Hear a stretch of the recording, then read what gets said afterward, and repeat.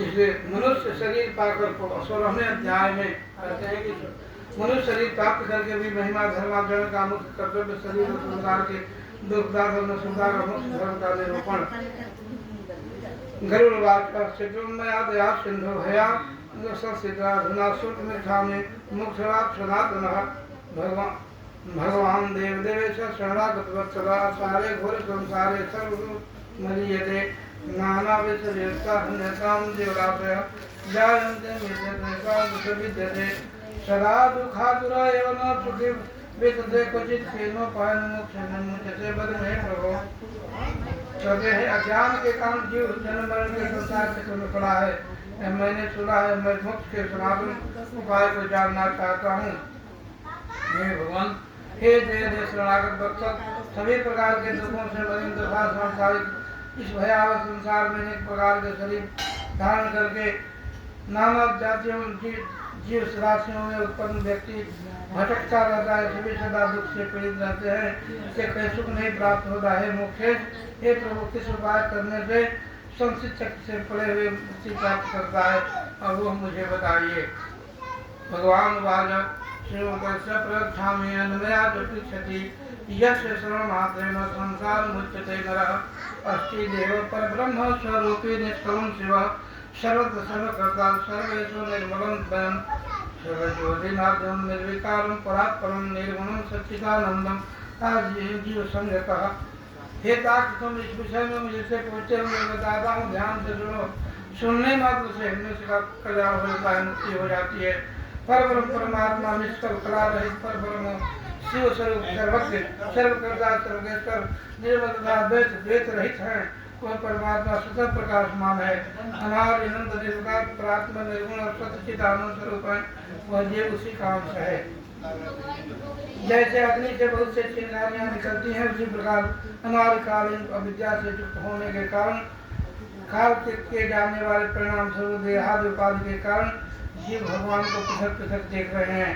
वे जीव प्रत्येक जन्म में पुण्य और पाप प्रदान करने वाले कर्मों से नियंत्रित होकर जोग आयु कर्मानुमान भोग भोगते रहते हैं। गरुड़ इसके पश्चात पुनर्वसन सूक्ष्म लिंग स्वरूप प्राप्त करके यह क्रम मोक्ष पर्यंत स्थित रहता है।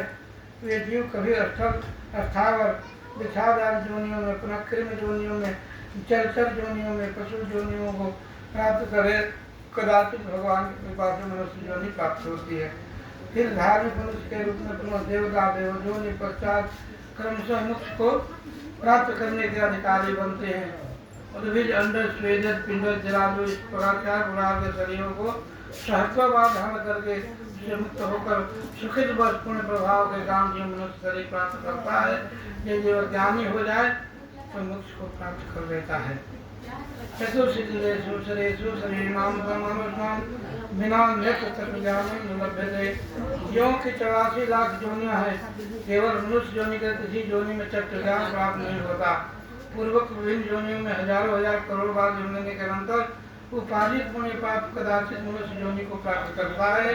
मोक्ष प्राप्ति के लिए सोपानभूत यह दुर्बल मनुष्य शरीर प्राप्त करके भी संसित चक्र से अपने को मुक्त नहीं कर लेता, उससे बड़ा पापी कौन होगा। उत्तम मनुष्य शरीर में जन्म प्राप्त करके समस्त सत्संपन्न अविकल इंद्रियों को प्राप्त करके भी व्यक्ति अपने हित को नहीं जानता, वो ब्रह्मघातक होता है। शरीर के बिना कोई भी जीव को साफ नहीं कर सकता। इसलिए शरीर और धन की रक्षा करता हुआ इन दोनों से पूर्वोपार्जित धर्म का संग्रह करना चाहिए। मनुष्य को सर्वदा अपने शरीर की रक्षा करनी चाहिए, क्योंकि शरीर सभी पुरुषार्थों का साधन है और इसलिए उसकी रक्षा का उपाय करना चाहिए। जीव धारण करने पर भी व्यक्ति अपने कल्याण को देख सकता है।